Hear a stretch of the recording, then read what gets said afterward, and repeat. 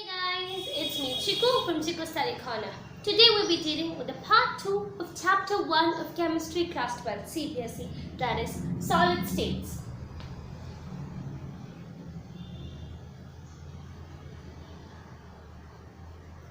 In the previous session, we learned what is a solid state. We learned its very basic general properties of solid states, the classification of the solid states, and in that when we discussed about something known as what? The cleavage property.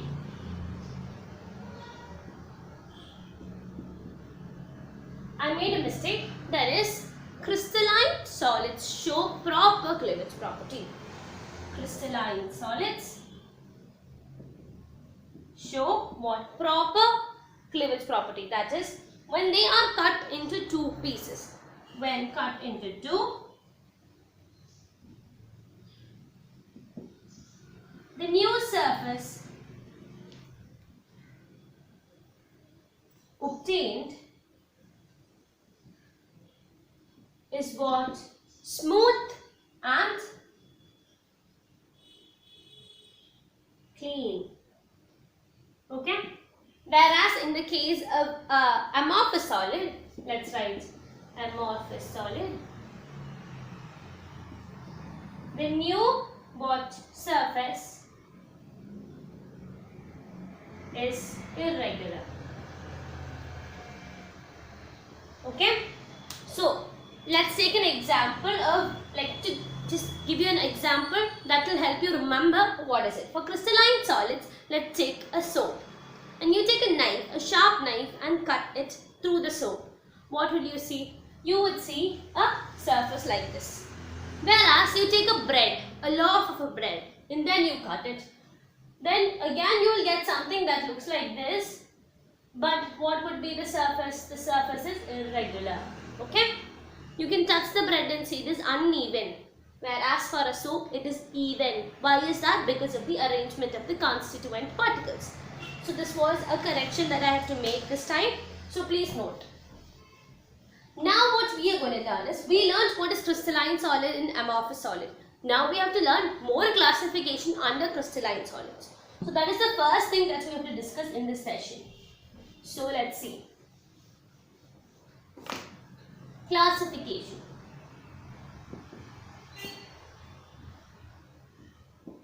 Of crystalline solids.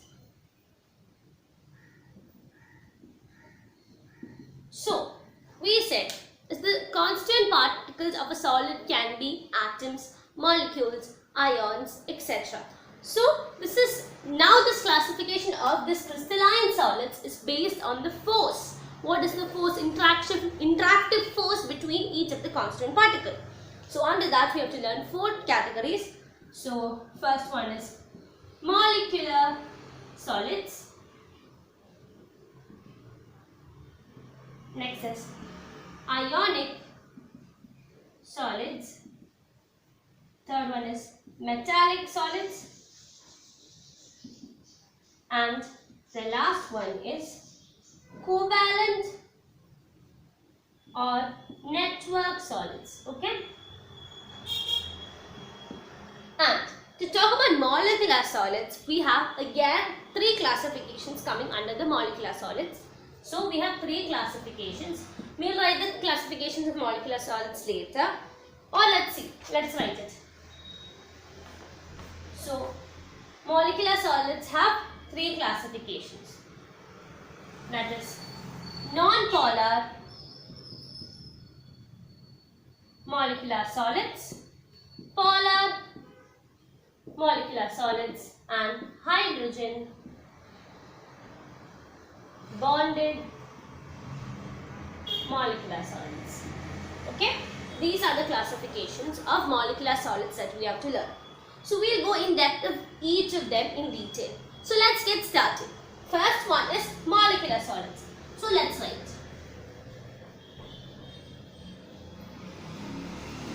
So we have learned about molecules, atoms and ions in our lower classes. So it will be easier for you. So if you have to learn these categories, you have to know about the different types of forces that we learned. We learned about dispersion force, dipole-dipole interactions, then we learned about hydrogen bonds, then what all? There were so many other forces that we learned. So if you know all of that, it would be easier for you to understand this concept. So the first one is what? Molecular solids. So as told, it has three classifications. What are they? First one is non-polar. Second one is polar. Third one is hydrogen bonded. So we'll learn examples for each of them also. Okay. So non-polar. What is the meaning of non-polar? There is no polarity for the molecules. So let's take an example, or let's explain that in detail first. So I am taking a molecule A and another same molecule A. The force between them, the force of interaction between them, what would happen? Here there is an atom, here there is an atom. That is an electron. So what would happen? There won't be sharing of an electron because what? They exert equal and opposite forces. Okay? And therefore this is non-polar. And over here, what to say? What is the kind of force that acts over here? That is London force. Okay? London force acts upon over here. So this is similar molecules, and therefore what happens? They will cancel out and there won't be any change. And to talk about the London forces, this force can be induced. Actually this is not changing, they are not transferring of electrons is not taking place, but still due to circumstances and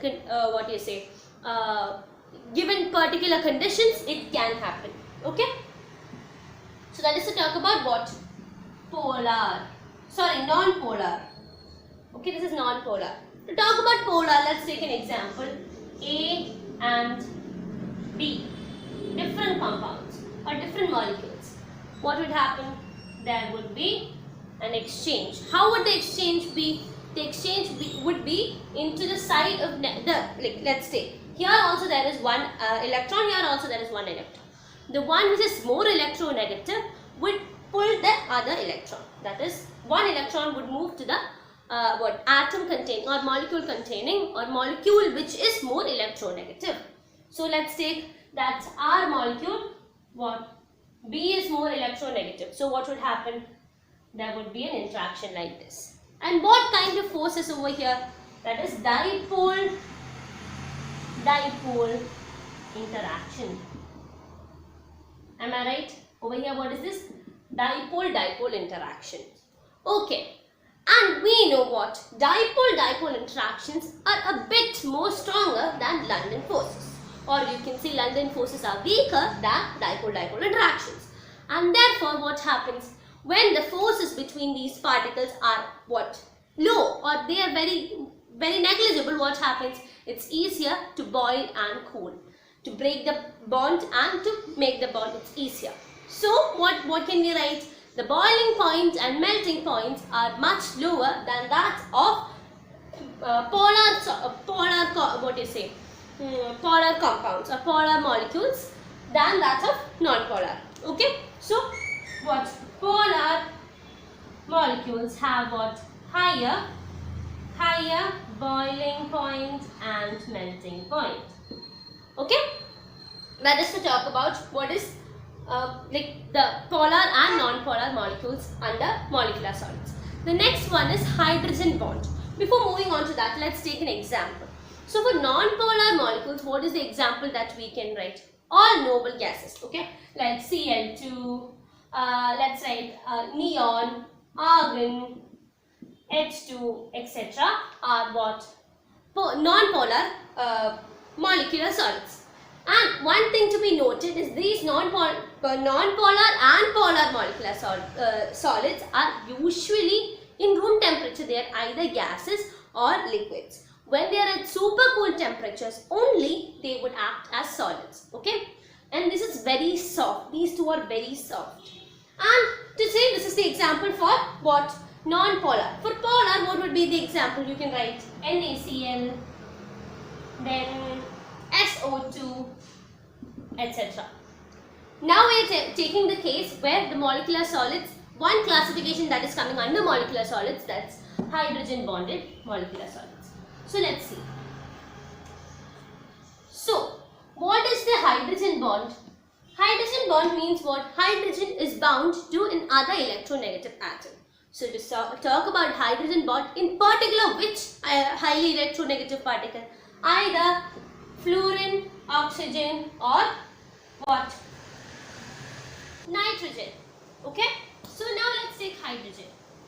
We said what? Hydrogen bond is bonds that are having hydrogen combined with either fluorine, oxygen or neon. They are what? They are highly electronegative what quantities or elements.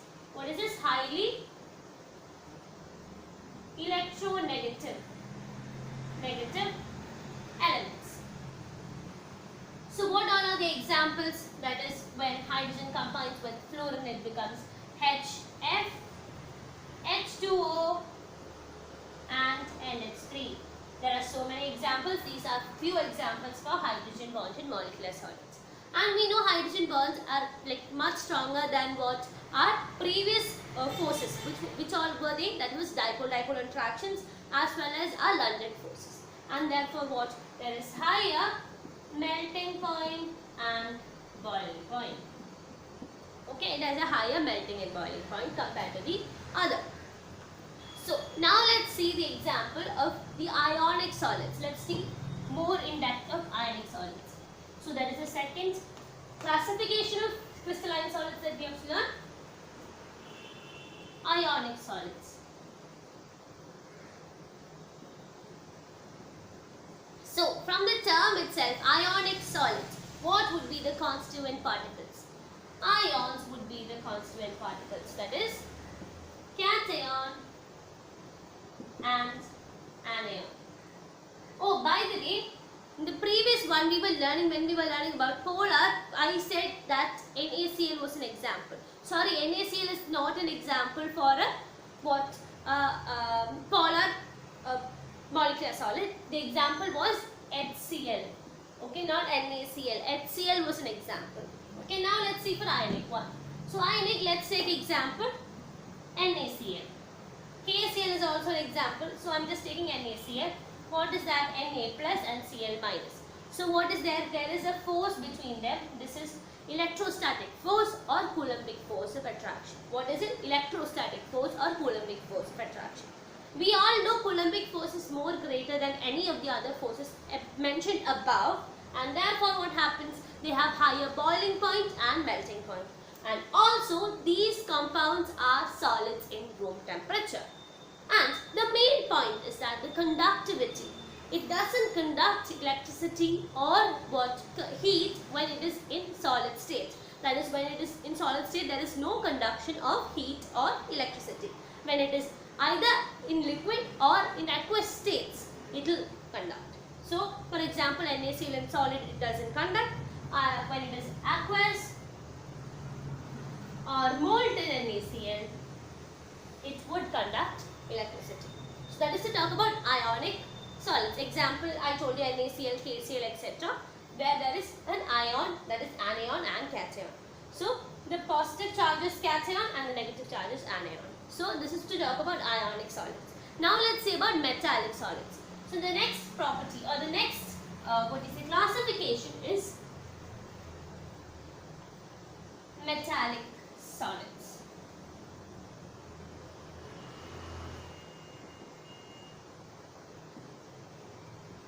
So let's see what's metallic solids. From the name you can say it is from metals. So what is the constituent particles? Constituent particles are metals. Okay? And we've always learned that what metals conduct electricity. And why didn't when we learned the previous case, ionic solids, why didn't it conduct electricity at the solid state?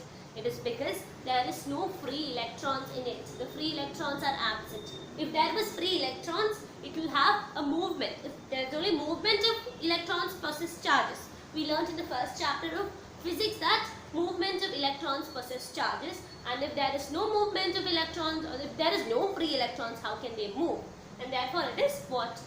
Therefore it didn't have a property to conduct electricity in solid state. But over here, metals, to take up the case of metals, how, if this metal is a constant atoms or constant particles, it should be metal atoms that has to combine together. So let's say this is the metal atom, and we know what in our metal atom what happens. There is so much of electrons that is coming out in the vicinity from what? That is from the metal, and therefore it forms a cation. Such a cation is called as kernel. Okay, kernel. And such so many kernels combine to form what? A metallic solid. Okay, these kernels are these cations. The cations. Why is it a cation? Because there is so much of free electrons that is outside the metal, and these free electrons are the ones that bind together the other kernels to form the solid as told. And this kind of bond is known as the metallic bond. So what are the examples for a metallic solids? That is all the elements that come under a periodic table which are metals. Example: silver, gold, copper, zinc, etc. There are so many metals, and all the metals in our periodic table are what? Metallic solids. So the next and the last classification that we have to discuss is the covalent solids or the network solids. So let's see what's covalent or network solid.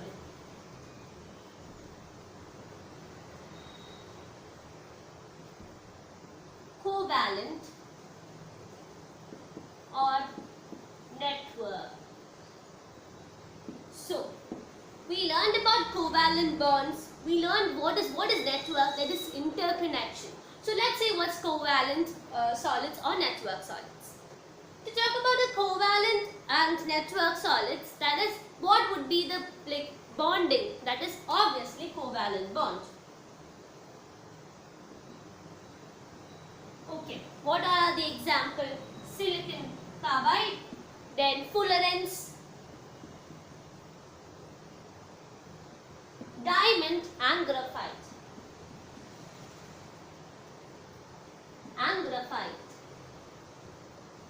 So what is that? Diamond would have, how is the structure of diamond? That is, one carbon is linked to the other carbon, and it's linked to another carbon, this is linked to another carbon, this is linked to this is linked to this, like this, like this, like this. It goes on connecting. Am I right? What happens over here? Here that is tightly packed, and therefore that is why diamond is the hardest substance possible in earth. So this is the hardest substance and it is tightly packed. Whereas in the case of graphite, okay, for graphite what happens? Graphite has a hexagonal shape, okay. Let's take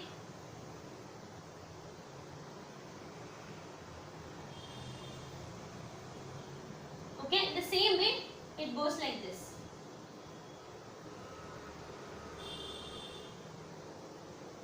And there are so many layers, out of which, see, you can see what this is linked to how many carbon atoms? 1, 2 and to another one in the lower layer. And what can we see? Okay, there are so many layers, okay, actually. This is how our graphite would look like.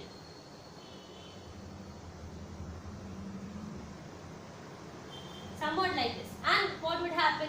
This is in the same order, okay, same length, or else it will be a confusion for you people.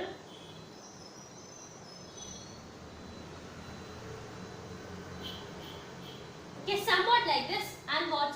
Each of these carbon atoms, can you see? Each of the carbon atom over here, what happens?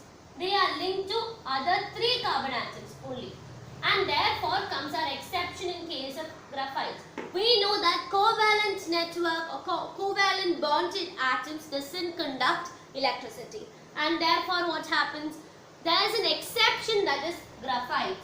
Graphite would conduct electricity. Why would graphite conduct electricity? Because there is one extra what? There is one extra electron in that. There is a free electron, and hence what current is transferred. Whereas you take the case of heat.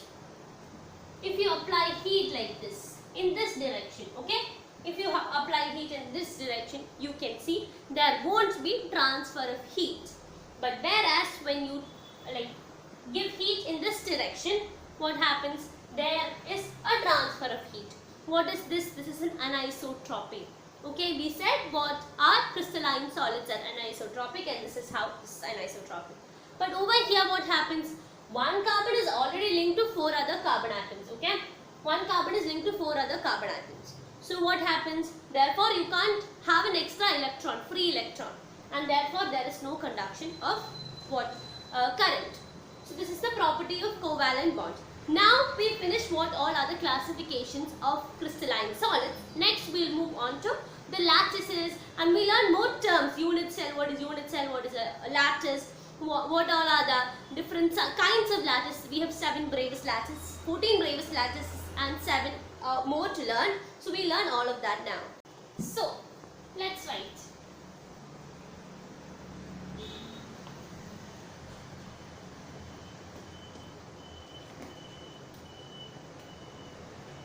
Crystal lattice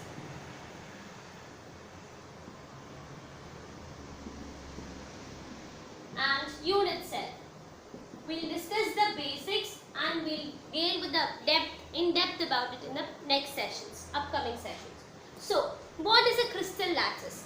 Crystal lattice is the the arrangement, the 3D arrangement of the constituent particles of a crystalline solid. We said what?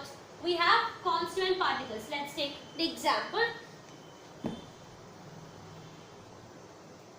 This is a constituent particle. In the same way, what happens? There is a lot of constituent particles that is being arranged. Am I right? This arrangement, or let's take a Rubik's cube and see. The arrangement of a Rubik's cube is called as what? A crystal lattice. And to talk about each cube of that Rubik's cube, each color, the ones we have, right, a whole cube, that is called as what? The unit cell. Okay, so what is a crystal lattice? That is the arrangement, the 3-dimensional arrangement of the constituent particles. And we have to take the very fundamental, the building block of a crystal lattice is called as a unit cell. Usually we take a unit cell like this, and what is that? We have our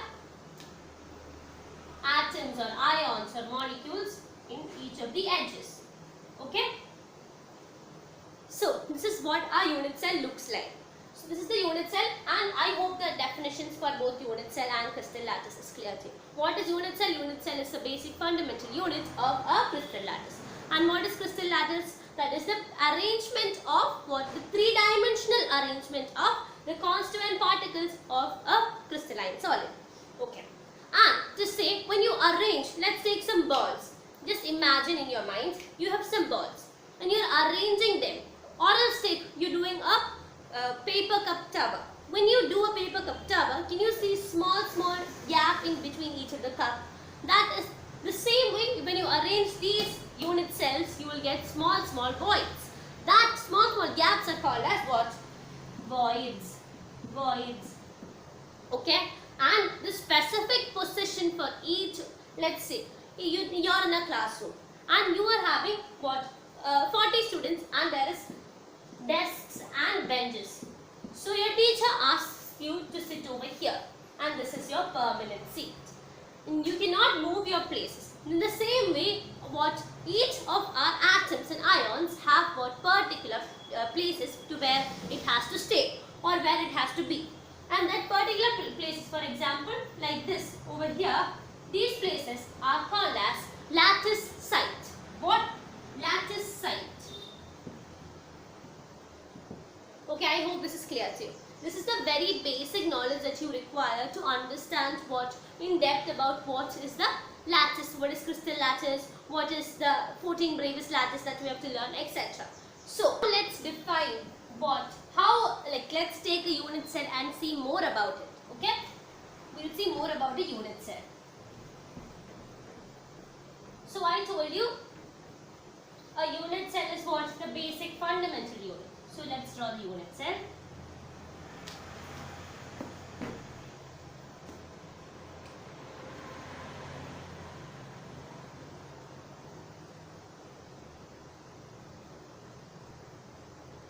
is our unit set. And what is that? We know this is the length, breadth and height. Let's name this A, B and C. So you can name this any way around. And we have what? 3 angles. Am I right? 1, 2 and 3. So now I told you can name these angles anyway. That is okay. But when you name you can name the lengths anyway. But when you name the angles, it should be in particular order. So over here it is what? Gamma. Over here this is alpha. Over here this is beta. Okay. How is this? How would you by heart that between C and A it's beta, A and B it's gamma, and B and C it's alpha? It's simple. Let's take. So let's take which all are the dimensions by which we measure. That is A, B, C. That is what? The lengths. And what? Alpha, beta, gamma. The angles. So now let's write what? Which is alpha, which is beta, which is gamma. So what all are the combinations? A, B, then B, C, then C, A. Am I right? So let's take. What is missing in A, B, C? What is missing over here? C. So what is, let's start from this side better. Okay, C, A. What is missing? That is B. Am I right? So beta. Okay, the angle between them is beta. What is missing over here? BC. A is missing. A, B, C. So you write A and then extend it. This is alpha.